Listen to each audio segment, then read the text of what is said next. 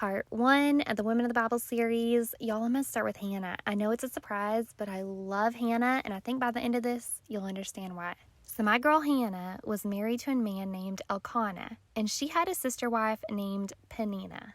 I'm just going to come out and say it. Peninnah was a mean girl, and I don't like her at all. You see, Peninnah had kids. Hannah desperately wanted a baby, but the Lord hadn't blessed her with any children. Peninnah would taunt Hannah and make fun of her because the Lord hadn't given her any children year after year after year. I cannot imagine how hard that was for Hannah. And to make it worse, men. Y'all, I'm paraphrasing, but her husband basically said, "Why are you upset about not having kids? Aren't I better than 10 sons?" So one day Hannah was in the temple praying and she was asking the Lord for a baby. Y'all, the Bible says she was crying, and I can just feel the pain in her heart reading these words. You see, I had a miscarriage, and then I had a baby, and then I had another miscarriage. And doctors told me I was blessed to have the baby I already had and that I probably couldn't have more kids. Y'all, I'm shaking right now telling y'all this, but I remember going home and falling on my knees and pouring my heart out to the Lord and begging him for just one more baby.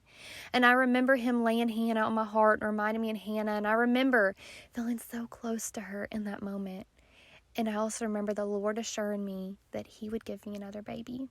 Sure enough, 2 weeks later, I had a positive pregnancy test.